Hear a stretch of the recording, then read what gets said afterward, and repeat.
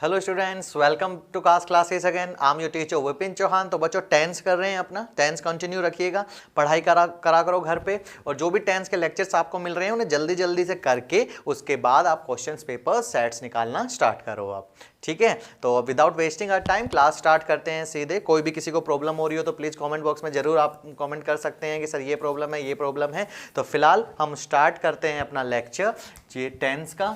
Last video के अंदर मैंने आपको बताया था कि present continuous tense just starting में और बिल्कुल बेसिक बताया था, उसके फॉर्मूले बताए थे प्रेजेंट कॉन्टिन्यूअस टेंस के, ठीक है। अब हम स्टार्ट करते हैं प्रेजेंट कॉन्टिन्यूअस के यूजेज क्या होंगे, कैसे आप प्रेजेंट कॉन्टिन्यूअस का यूज कर सकते हैं। एक बार मैं यहाँ पे फिर से लिख देता हूँ। कॉन्टिन्यूअस टेंस का हम फर्स्ट पढ़ रहे थे प्रेजेंट कॉन्टिन्यूअस, यही था ना, present continuous tense.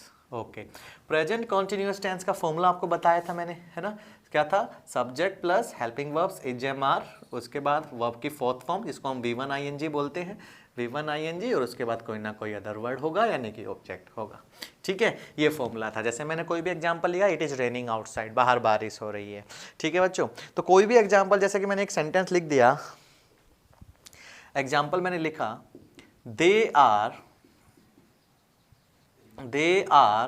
showing SHWING, they are showing some good films, they are showing some good films at the moment, यानी कि अभी वो कुछ अच्छी मूवीज दिखा रहे हैं, ठीक है। They are showing some good films at the moment, यानी फिलहाल वो कुछ अच्छी मूवीज दिखा रहे हैं। कौन सा टेंस है सर? आर के बाद V1 ING आया, यानी प्रेजेंट कॉन्टिन्यूअस टेंस। कैसे पता चला अच्छा आया यहाँ पे सर? ये वर्ड देखना, एट द मोमेंट। क्या लगाया मैंने? Eight the moment. Eight the moment word का मतलब होता है फिलहाल। जब भी ये टेम्पररी वर्ड्स आ जाते हैं, ठीक है, अभी लिखवा भी देता हूं इनको, एट द मोमेंट आ गया, नाउ डेज वगैरह आ गया, तो हम प्रेजेंट कॉन्टिन्यूअस का इस्तेमाल करते हैं। जैसे कि एक सेंटेंस मैंने ऐसे लिख दिया कि we are preparing for the wedding, we are preparing for the wedding, यानी कि हम किसकी तैयारी कर रहे हैं? शादी की तैयारी कर रहे हैं।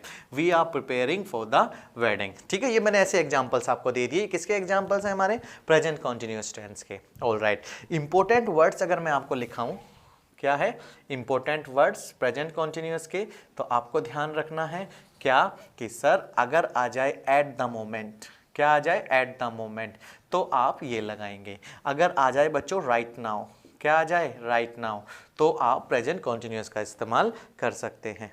क्लियर है? ठीक है। ETC ऐसे वर्ड्स अभी और लिखा देता हूं। ये मैंने ऐसे आपको एग्जांपल में समझा दिया। प्रेजेंट कॉन्टिन्यूअस टेंस क्या होता है sir? Subject plus is am are plus V1 plus ING। Clear है यहां तक? ओके, चलिए हेडिंग अगर मैं डालता हूं प्रेजेंट कॉन्टिन्यूअस के यूजेज क्या होते हैं, तो अब सुनना और अब समझना। क्या है यूजेज ऑफ प्रेजेंट कॉन्टिन्यूअस? यहां से क्वेश्चंस आएंगे। यूजेज ऑफ प्रेजेंट कॉन्टिन्यूअस, ठीक है। कहां कहां हमें सर पता तो चल गया प्रेजेंट कॉन्टिन्यूअस क्या होता है, ठीक है। When any action is going on in the time of speaking, ठीक है, ये प्रेजेंट कॉन्टिन्यूअस है, पिछले वीडियो में देखना। आएंगे कब? एग्जाम में कैसे क्वेश्चन आएंगे और हमें क्या पता चलेगा सर यहाँ पे प्रेजेंट कॉन्टिन्यूअस लगाना है, तो उसके लिए आपको यूजेज पढ़ने होते हैं हर टेंस के, ठीक है। तो आपने क्या बोला? Present continuous tense. ओके, चलिए तो प्रेजेंट कॉन्टिन्यूअस टेंस को अब हम आगे बढ़ाते हैं। पहला आपने लिखा कि usages of present continuous tense. क्या लगाएंगे बच्चों यूजेस के अंदर? फर्स्ट आप एक एग्जांपल लिखो। सबसे पहले तो एग्जांपल लिखा मैंने, ठीक है। यहां पे हमें कुछ लिखना है। मैंने एक एग्जांपल लिखा कि एक सेंटेंस मैंने लिखा ही टीचेज अस मैथ्स। देखो एक सेंटेंस ये लिखा हमने, ही टीचेज अस मैथ्स। इसका क्या मतलब है? वो हमें क्या पढ़ाता है? मैथ्स पढ़ाता है, ठीक है। सेंटेंस, ये सेंटेंस सही है बिल्कुल सर। ये वर्ब की कौन सी फॉर्म है? फिफ्थ फॉर्म है, यानी कि प्रेजेंट इंडेफिनिट टेंस है। ये बात सही है। ही टीचेज अस मैथ्स, वो हमें मैथ्स पढ़ाता है। वो हमें मैथ्स पढ़ाता है। कैसा एक्शन है सर? परमानेंट एक्शन है कि डेली हमें वही मैथ्स पढ़ाता है। वो हमारे मैथ्स के टीचर है। ही टीचेज अस मैथ्स, ठीक है। तो ऐसे तो कोई एरर नहीं बन सकती। चलिए इसमें क्या होता है, इन क्वेश्चंस को ऐसे दे दिया जाता है कि नाउ अ डेज, क्या बोला मैंने? Now a days he teaches us maths as the teacher of maths is absent, as the teacher of maths is absent। ये सेंटेंस मैंने लिख दिया। दिख रहा है आपको? ठीक है, दिख रहा है नहीं दिख रहा है? एक सेकेंड, ओके, अभी क्लियर है? Nowadays he teaches us maths as the teacher of maths is absent. आजकल वो हमें मैथ्स पढ़ाता है क्योंकि जो मैथ्स का टीचर है वो क्या है? एब्सेंट है। बच्चों इस पूरे सेंटेंस में अगर हम जल्दी से देखेंगे तो हमें कुछ समझ नहीं आएगा। वो हमें मैथ पढ़ाता है क्योंकि मैथ का टीचर हमें एब्सेंट है। आजकल वो हमें मैथ पढ़ाता है, ठीक है। बात क्या है इस वर्ड को, बच्चों इस एडवर्ब को देखो क्या लिखा हुआ है, नाउअडेज। आजकल वो हमें मैथ्स पढ़ाता है क्योंकि मैथ्स का टीचर एब्सेंट है। अब मुझे एक बात आप समझाइए कि ये जो काम हो रहा है ये परमानेंट काम है कि टेम्पररी काम है? सर टेम्पररी काम है। क्यों? क्योंकि वो फिलहाल हमें मैथ्स पढ़ा रहा है। क्यों पढ़ा रहा है? क्योंकि मैथ्स के टीचर गए हुए हैं, मैथ्स के टीचर एब्सेंट है। बच्चों ये परमानेंट एक्शन नहीं है, ये कैसा एक्शन है? Temporary action. कैसा एक्शन है? Temporary action. अगर सेंटेंस में ये वर्ड्स आ जाते हैं और टेम्पररी बात हो रही है तो आप कभी भी प्रेजेंट सिंपल नहीं लगाएंगे। आप यहाँ पे बोलेंगे sir he is teaching us maths. क्या बोलेंगे? ही इज टीचिंग, यानी कि यहाँ पे आपको प्रेजेंट कॉन्टिन्यूस का यूज करना था। किसका यूज करना था? प्रेजेंट कॉन्टिन्यूस का। पढ़ना एक बार sentence, nowadays he is teaching us maths, the teacher of maths is absent. आजकल वो हमें मैथ पढ़ाता है कि आजकल वो हमें मैथ्स पढ़ा रहा है? पढ़ा रहा है। तो पहला यूज यही लिखेंगे हम। फर्स्ट यूज क्या होगा इसका, प्रेजेंट कॉन्टिन्यूस का, कि we use present continuous, we use present continuous for temporary action. और ऐसे आप ध्यान रखेंगे इन वर्ड्स से।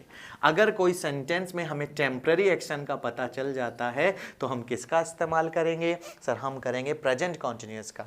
नाउअडेज ही टीचेज अस मैथ्स के nowadays he is teaching us maths, he is teaching us maths. बात समझ में आ रही है? कैसा एक्शन हम इनको बोलते हैं? Sir temporary actions. जैसे कि एक सेकेंड एग्जाम्पल मैंने लिखा। सेकेंड एग्जाम्पल में मैंने क्या बोला? मैंने लिखा सिंपल सेंटेंस में लिखा ही टेक्स द मैटर सीरियसली। ठीक है, ही टेक्स द मैटर सीरियसली। वो किसी भी मैटर को सीरियसली लेता है। ठीक है, ये उसका नेचर है, उसकी हैबिट है। और हैबिट हमें पता है, हैबिट हमेशा प्रेजेंट इंडेफिनिट में आती है। ही टेक्स द मैटर सीरियसली, वो मैटर्स को सीरियसली लेता है। ओके, कोई गलत नहीं है इसमें। लेकिन अगर मैं इस सेंटेंस को ऐसे लिखूं तो दीज डेज, इन दिनों, दीज डेज, यहाँ पे फिर स्मॉल लेटर में लिखना पड़ेगा, these days he takes the matter seriously. इन दिनों, आजकल वो मैटर को सीरियसली लेता है कि आजकल ले रहा है? सर अभी तक तो परमानेंट था, लेकिन जब मैंने किस वर्ड का यूज किया? दीज डेज का। किस एडवर्ब का यूज किया? दीज डेज का। इन दिनों वो मैटर को सीरियसली लेता है कि ले रहा है?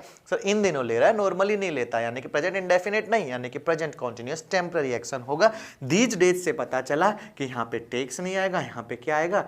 He is taking the matter seriously। बच्चों यहाँ तक बात समझ में आ रही है आपको?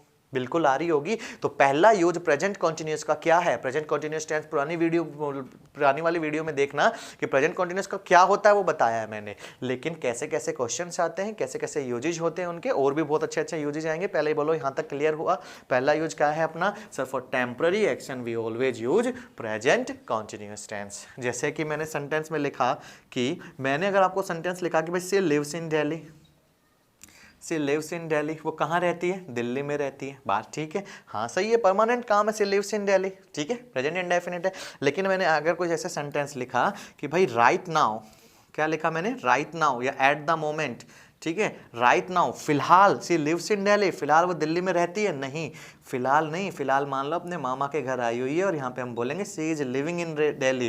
Right now she is living in Delhi, फिलहाल वो दिल्ली में रह रही है। तो इन वर्ड से पता चल रहा है बच्चों की ये जो सेंटेंसेज हैं ये कैसे हैं? अपने टेम्पररी एक्शन है। बात समझ में आ रही है? तो अगर मैं दोबारा से आपको इंपॉर्टेंट वर्ड्स लिखवाऊँ इनमें, तो क्या लिखेंगे आप? दिख रहा होगा आपको यहाँ तक? यस और नो? बिल्कुल दिख रहा है। यानी कि अगर वर्ड आ जाते हैं बच्चों नाउअडेज, क्या आ जाते हैं? नाउअडेज। वर्ड आ जाते हैं दीज डेज, क्या आ जाते हैं? These days. वर्ड आ जाता है राइट नाउ, बोलो क्या आ जाता है? Right now. तो ये जो वर्ड्स हैं एट द मोमेंट लिखाया था थोड़ी देर पहले, क्या है वर्ड? एट द मोमेंट का मतलब है फिलहाल।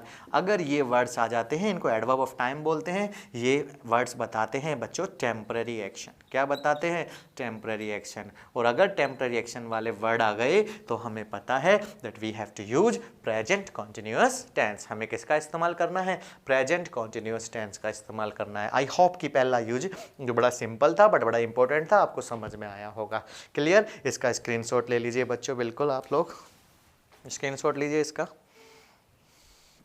ठीक है, अब सेकंड यूज हम करेंगे। और भी जैसे वर्ड आ जाता है, करंटली आ जाता है, कोई और भी आ जाते हैं करंटली वगैरह, तो भी ध्यान दीजिएगा इनमें। चलिए हटा दूं अब मैं इसको, स्क्रीनशॉट वगैरह ले लिया आपने इनका। चलिए नेक्स्ट यूज लिखेंगे इसका, प्रेजेंट कॉन्टिन्यूअस का। हटाता हूं मैं इसको।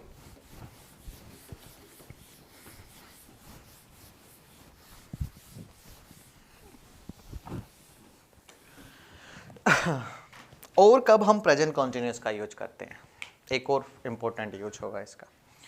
प्रेजेंट कॉन्टिन्यूअस का मैंने यूज लिखा सेकेंड। पहले मैं आपको एक चीज समझाना चाहता हूं सर, प्रेजेंट कॉन्टिन्यूअस का एक और यूज है। मान लो आप कहीं जा रहे हैं मार्केट में या कहीं भी अपने घर से बाहर है, आउटडोर लोकेशन पे हैं आप, and you see a building, एक आपने बिल्डिंग देखी विच इज अंडर कंस्ट्रक्टेड, मतलब बन रही है, अंडर कंस्ट्रक्शन है वो, ठीक है। आपने कोई अंडर कंस्ट्रक्शन बिल्डिंग देखी, तो आप मुझे ये बताइए वो बिल्डिंग कितने दिनों में बन के तैयार होगी? क्या उसी जब आप खड़े रहेंगे 5 मिनट, 10 मिनट, 15 मिनट, आधे घंटे में बन के तैयार हो जाएगी? नहीं, दैट इज इम्पॉसिबल। तो आप उसको इंग्लिश में क्या बोलते हैं, हिंदी में क्या बोलते हैं? यार ये बिल्डिंग बनती है कि बिल्डिंग बन रही है? क्या बोलेंगे सर? बिल्डिंग बन रही है, ठीक है ना। ये बिल्डिंग है, अंडर कंस्ट्रक्शन है, ये बन रही है, it will take some time to be built, ठीक है, कुछ टाइम लगेगा इसको बनने में। तो आप उसको इंग्लिश में कैसे बोलते हैं?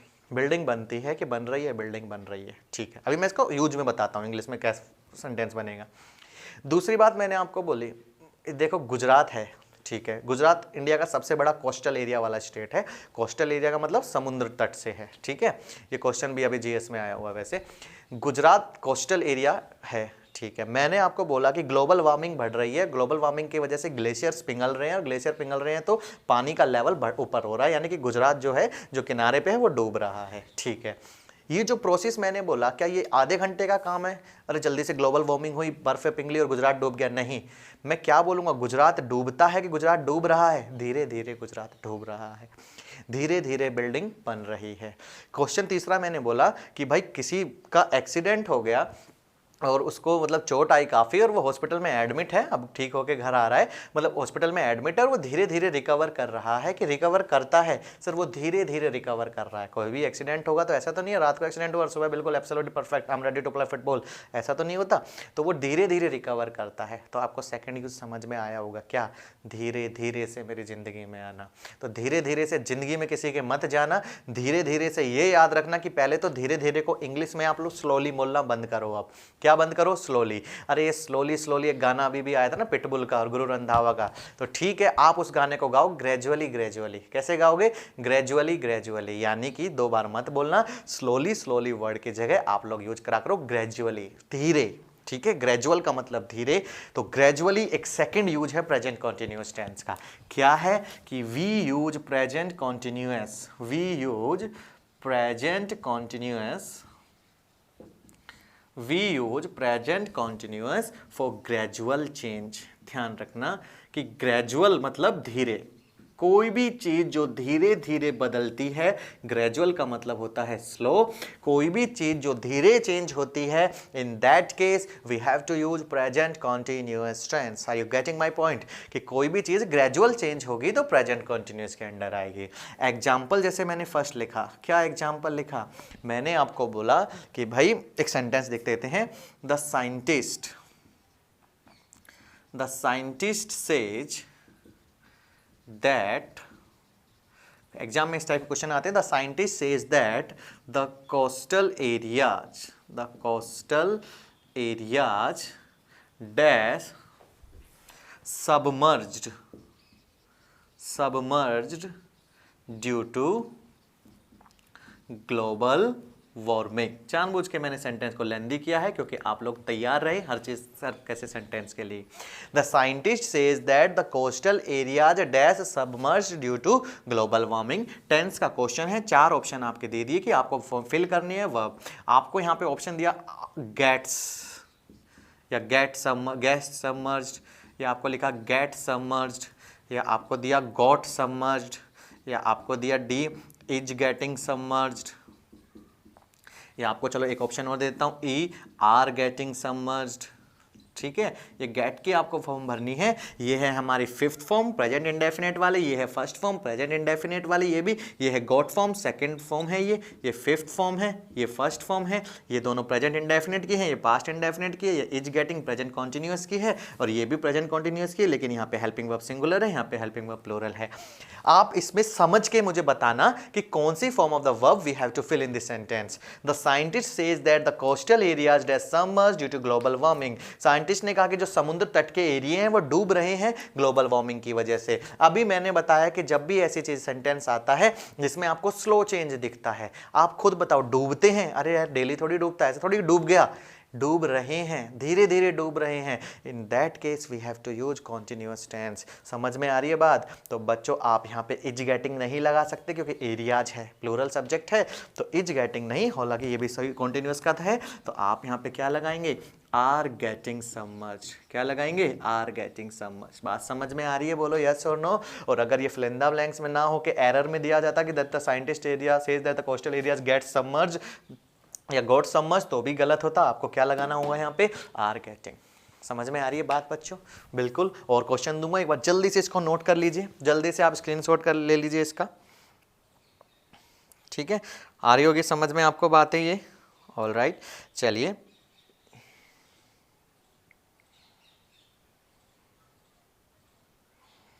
चलो नेक्स्ट क्वेश्चन लिखेंगे। अब हम नेक्स्ट सेंटेंस पे आते हैं।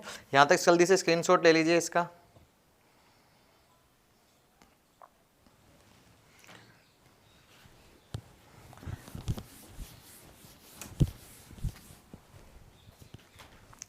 सेकंड सेंटेंस लिखा मैंने, क्या लिखा कि द पॉपुलेशन, सिंपल दे देते हैं, इंपॉर्टेंट है इसी यूज के लिए, the population of India, the population of India dash day by day. ठीक है, इंडिया की जो पॉपुलेशन है दिन प्रतिदिन बढ़ती है या बढ़ रही है या जो भी है, इंक्रीजिंग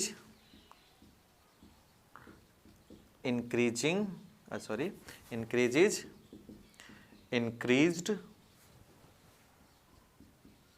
have increased या is increasing, या एक और लगा दिया मैंने are increasing। मुझे बताएंगे क्या आंसर आएगा।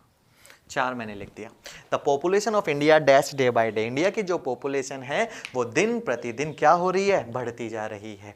अब एक बात अगेन वही बात है, क्या इंडिया की जो पॉपुलेशन है वो अचानक बढ़ेगी या बड़े ग्रेजुअल चेंज है, धीरे धीरे हो रहा है, ग्रेजुअल चेंज है। तो ग्रेजुअल चेंज है तो इंक्रीजेज आ नहीं सकता, इंक्रीज आ नहीं सकता, हैव इंक्रीजेज हो नहीं सकता। क्या होगा, the population of India is increasing के आर इंक्रीजिंग। बच्चों इसमें कंफ्यूजन होता है ना कई बार, पहले बता देता हूँ, इसमें आर नहीं आएगा, क्या आएगा, is increasing. The population of India is increasing. क्यों इज इंक्रीजिंग आया इसके अंदर, पहले तो एक बार लिख देते हैं, इज इंक्रीजिंग। इंक्रीजेज कोई मत लिखना इसमें, ठीक है। इज इंक्रीजिंग क्यों आया, क्योंकि सेंटेंस का जो सब्जेक्ट है वो कैसा है, हमारा सब्जेक्ट सिंगुलर है। पॉपुलेशन आपको लगता है तो बहुत सारे लोग हैं, लेकिन ये जो सब्जेक्ट है ये सिंगुलर है, और सब्जेक्ट सिंगुलर होगा तो वर्ब भी कैसी होगी, सिंगुलर। क्या आएगा यहाँ पे, इज। क्यों आया सर ये सब्जेक्ट सिंगुलर, पॉपुलेशन तो बहुत होता है। बच्चों आपको एक छोटा सा मैंने पहले भी बताया था, ION सफिक्स जिस वर्ड के आओ पीछे लग जाता है, ठीक है, जैसे कि इंट्रोडक्शन, पॉपुलेशन, ठीक है, बहुत सारे वर्ड्स होते हैं, इंट्रोडक्शन, पॉपुलेशन, एब्डक्शन, कंसेशन, ठीक है, कंडक्शन। ION सफिक्स जिस पे इसके लग जाता है वो वर्ड एब्स्ट्रैक्ट नाउन होता है। कौन सा नाउन होता है, एब्स्ट्रैक्ट नाउन। और जो एब्स्ट्रैक्ट नाउन होते हैं वो हमेशा अनकाउंटेबल होते हैं। कैसे होते हैं, अनकाउंटेबल। और अनकाउंटेबल नाउन जितने भी होते हैं वो कैसे होते हैं सर, सिंगुलर होते हैं। ये मैंने ऐसे ही बता दिया, आपको मन कर रहा था बताने का तो बता दिया, ठीक है, कोई गलत काम थोड़ी किया बता दिया तो। और वैसे क्योंकि इंपॉर्टेंट भी है, नाउन पढ़ेंगे तो बहुत अच्छे से समझाऊंगा, एब्स्ट्रैक्ट नाउन क्या होते हैं, मटेरियल नाउन क्या होते हैं, अनकाउंटेबल होते हैं, दोनों सिंगुलर होते हैं, ठीक है। ये बात समझ में आई आपको। तो population of India increases day by day, is increasing क्योंकि ये भी ग्रेजुअल चेंज है, धीरे धीरे बढ़ रहा है। हटा दूं इसको भी, ओके सर। चलिए नेक्स्ट एक सेंटेंस और, थर्ड मैंने लिखा कि after the accident she dash from the illness बोल सकते हैं हम इसको, इलनेस बोल सकते हैं, एक्सीडेंट के बाद इलनेस होता है। After the accident she dash from the illness, ठीक है, वो इलनेस से रिकवर होती है। ऑप्शन मैंने लिखा she recovers, option B she has recovered, ठीक है, ये सी है, सी मैंने लिखा सी रिकवर, या डी मैंने लिखा कि सी इज रिकवरिंग। बताइए क्या लगा सकते हैं। After the accident she dash from the illness, accident के बाद वो इलनेस से रिकवर हो रही है। अगेन स्लो प्रोसेस है, स्लो ग्रेजुअल चेंज है, तो आप यहाँ पे क्या लगाएंगे, सी इज रिकवरिंग, ठीक है, क्या लगाएंगे, सी इज रिकवरिंग। ध्यान रखना रिकवर के बाद प्रोफेशन कौन सा आता है, फ्रॉम आता है। यहाँ तक सारी बातें क्लियर है बच्चों। प्रेजेंट कॉन्टिन्यूस का सेकंड यूज क्लियर हुआ, क्या होगा सर, प्रेजेंट कॉन्टिन्यूस का सेकंड यूज होता है फॉर ग्रेजुअल चेंज। समझ में आ रही है, ठीक है, ऑल राइट। तो इस चीज को भी आप अच्छे से समझ लेना, कर लेना, बहुत इंपॉर्टेंट चीज है। चलिए, तो पहला यूज क्या किया था हमने प्रेजेंट कॉन्टिन्यूस का, कि सर कोई भी ऐसा एक्शन जो टेम्परेरी हो, और दूसरा एक्शन कौन सा किया था हमने, कि कोई भी ऐसा एक्शन जो हमें ग्रेजुअल चेंज बता रहा हो, उसमें हम क्या लगाएंगे, प्रेजेंट कॉन्टिन्यूस। ठीक है, हटा देते हैं इसको। और क्या होता है सर, एक यूज नेक्स्ट, एक और यूज थर्ड, बहुत ज़्यादा इम्पोर्टेंट, बहुत ही ज़्यादा इम्पोर्टेंट, क्योंकि ज़रूरी नहीं है ये टेंस में आए, ये वर्ब में भी आ सकता है, ये कहीं भी आ सकता है। जो थर्ड यूज है इसके आगे मैं स्टार लगा रहा हूँ, और शायद ये क्लास में कंप्लीट भी नहीं होगा, नेक्स्ट वीडियो भी इसको करानी पड़ेगी। थर्ड यूज बहुत ज़्यादा इम्पोर्टेंट है। चलिए समझते हैं सर क्या है थर्ड यूज।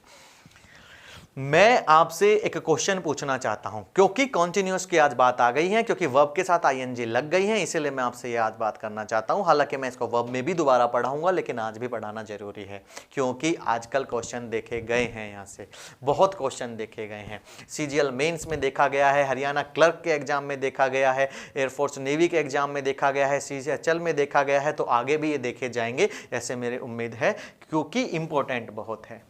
क्या है ये बात, चलिए, हमें सबको पता है सर, इज्जम आर के बाद अगर वर्ब आती है एक्टिव वॉइस के अंदर तो V1 ING आता है। एक्टिव वॉइस अभी मैं बोल गया हूं, बाकी बात तो वो भी सही है, लेकिन फिलहाल इज्जम आर के बाद अगर कोई वर्ब आती है तो वो ING फॉर्म में आती है, ठीक है ना। वॉज वर्ब के बाद भी ING में आती है, ठीक है। अब सर क्या हमेशा हर वर्ब ING फॉर्म में आएगी, बात कर लेते हैं। थर्ड यूज जो भी है, अभी रुक जाना, मैंने आपको एक एग्जाम्पल लिखा। क्या लिखा, मैंने एक एग्जाम्पल लिखा कि रणवीर सिंह इज सीइंग दीपिका। बात सही है, हाँ सही है ये। Ranveer Singh is seeing Deepika Padukone. इस सेंटेंस का मुझे मतलब बता दो आप, इस सेंटेंस का क्या मतलब है कि रणवीर सिंह इज सीइंग दीपिका। बहुत बच्चों से मैंने ये क्वेश्चन पूछा, ज़्यादातर का आंसर क्या आता है, इनफैक्ट सभी का आंसर ये आता है, 100% का आंसर आता है कि रणवीर सिंह ना दीपिका को देख रहा है। ये सेंटेंस का मतलब बताते हैं। देख रहा है का मतलब वो लिटरली उसको देख रहा है, ये सेंटेंस का मतलब बच्चे बताते हैं जो उनके सेंस में आता है। रणवीर सिंह इज सीइंग दीपिका, ठीक है बच्चों, इस सेंटेंस का ये सही है, ग्रामेटिकली इसमें कोई एरर नहीं है, लेकिन इस सेंटेंस का मतलब जो आप लोग सोचते हो वो एक्चुअली में नहीं है। इस सेंटेंस का मतलब है रणवीर सिंह दीपिका को देख नहीं रहा है भाई, रणवीर सिंह दीपिका को डेट कर रहा है। Ranveer Singh is dating Deepika, although they are married now, अब तो शादी हो गई, अब डेट नहीं करेंगे। लेकिन ये अगर मैंने सेंटेंस बोला कि वो उसको सीइंग कर रहा है, तो इसका मतलब देखना नहीं होता, इसका मतलब होता है डेटिंग करना, मिलना। जैसे मैंने आपको सुना, आपने बहुत मूवीज में देखा होगा, अगर मूवीज देखते होगे इंग्लिश में, तो हिंदी में देखते होगे तो अलग बात है। जैसे बोलते हैं आर यू सीइंग समवन, क्या किसी से मिल रहे हो आजकल, किसी से अब डेट वेटिंग कर रहे हो, डेटिंग सेटिंग चल रही है किसी से, अफेयर है किसी से। आर यू सीइंग समवन, आप सीइंग, ठीक है, तो आप बोलते हैं yes I am seeing a girl, है ना, यस मैं एक लड़की से मिल रहा हूँ।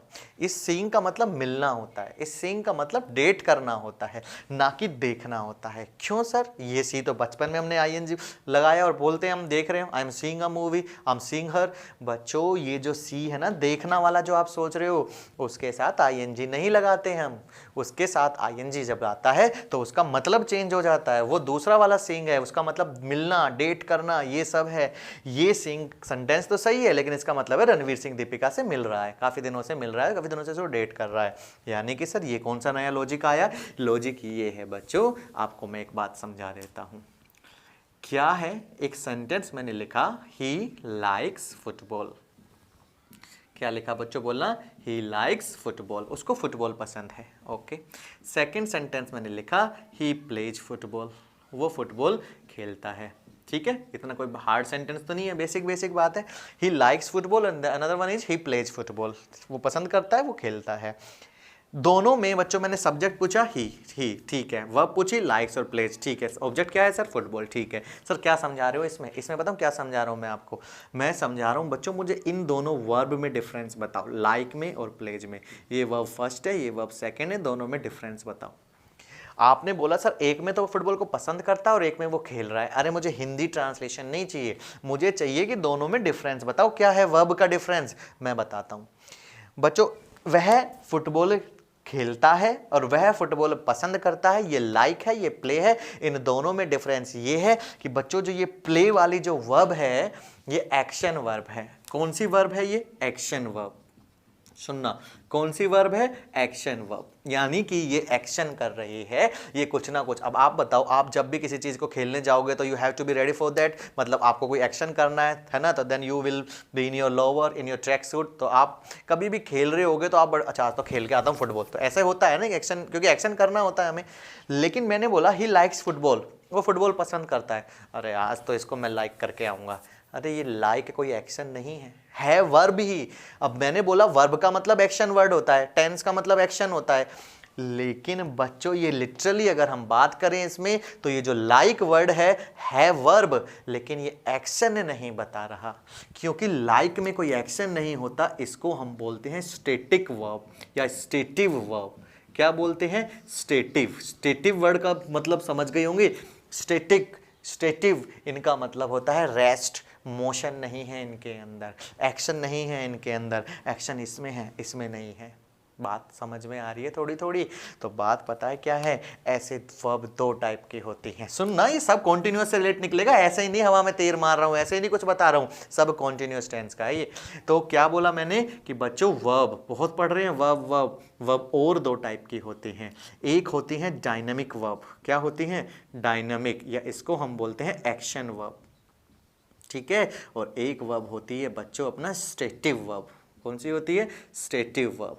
अब क्या मतलब सर? एक्शन और डायनामिक वर्ब होती हैं जो एक्शन करती हैं, जैसे प्ले हो गया, क्या हो गया? प्ले हो गया, स्विम हो गया, कम हो गया, डू हो गया, बहुत सारी वर्ब है, अनलिमिटेड है, कितना लिखवाऊं आपको, ठीक है। लेकिन स्टेटिव वर्ब वो है जो एक्चुअली में एक्शन नहीं करती, आती वर्ब की फैमिली में है लेकिन एक्शन नहीं करती, जैसे लाइक। आप बताओ, क्या आप कभी बोलते हो आज तो पसंद करके आऊंगा? इसको तो पसंद कर रहे हो तो मन में कर रहे हो ना, कोई एक्शन थोड़ी होता है। आप ऐसे बोल सकते हो अरे ये तो उसको पसंद कर रहा है। बच्चों सुनना, अभी मैं इसको हिंदी बताता हूं, लाइक का मतलब एक्शन नहीं है, लाइक का मतलब स्टेटिव है, ठीक है। मैंने वर्ड बोला बच्चों बिलीव, ये इंपॉर्टेंट वर्ब्स हैं, इनकी डिफरेंस पता होना चाहिए।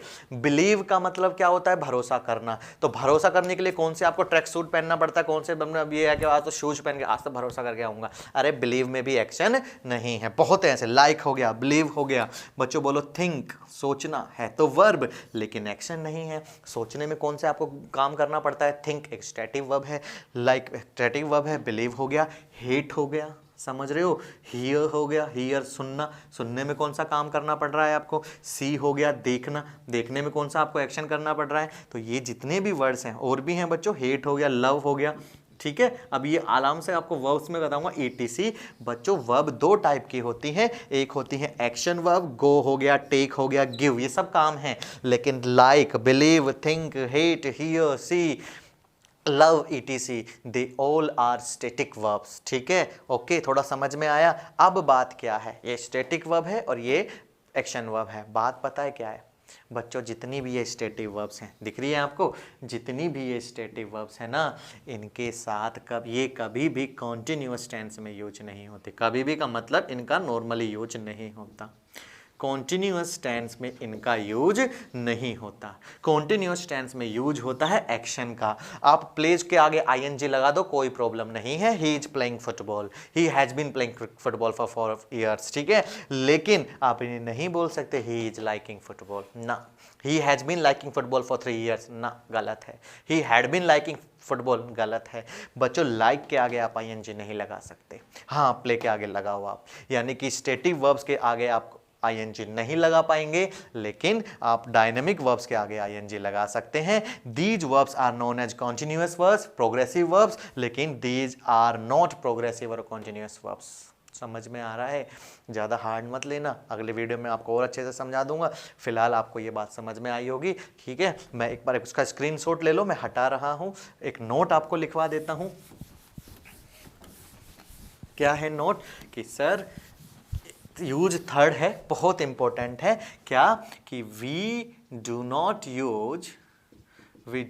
Use stative verbs in continuous, कोई भी कॉन्टिन्यूअस हो, in continuous tense. That is we do not use ING with stative verbs. Stative verbs के साथ आईएनजी हम नहीं लगाते। सम स्टैटिव वर्ब्स का एग्जांपल मैंने बोला क्या? कि सम स्टैटिव वर्ब्स आर, पूरा अच्छे से समझाया है। सम स्टैटिव वर्ब्स आर, ठीक है, रटना नहीं है, बहुत सारे वर्ब्स है, समझ जाना, आगे बताऊंगा आपको। सम स्टैटिव वर्ब्स कौन सी हैं बच्चों? जैसे मैंने बोला सी, मैंने बोला हियर, मैंने बोला टेस्ट, मैंने बोला स्मेल, ठीक है, मैंने बोला believe, I am believing you, गलत होता है, ठीक है।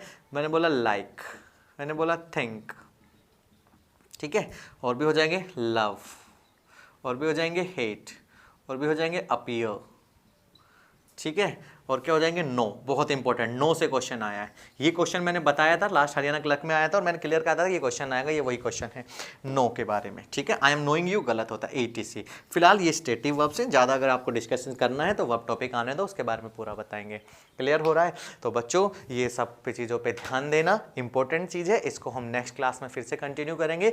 टिल देन आपको मैंने अच्छे से समझाई है चीज़ें, एक एक चीज़ें आपको मैं बता रहा हूँ, हर कॉन्सेप्ट आपके सामने आ रहे हैं, इनको पढ़ लो ना बस। ये आपके किसी भी एग्जाम तक आप पढ़ सकते हो, कोई भी चीज़ यहाँ से बाहर नहीं आएंगे, ठीक है। Again I am not bragging, मैं ब्रैग नहीं कर रहा हूँ कि ये आएंगे नहीं आएंगे, बट ये बहुत इंपॉर्टेंट चीज़ है। तो स्टूडेंट्स ध्यान रखा करो अपना और पढ़ाई करो। 6-7 एग्जाम है, ठीक है। कोई भी क्वेरी हो किसी एग्जाम से भी रिलेटेड, कोई भी एग्जाम से रिलेटेड, तो आप सीधा हमसे पूछ सकते हैं, ठीक है। आपकी गाइडेंस के लिए हम हमेशा रहेंगे।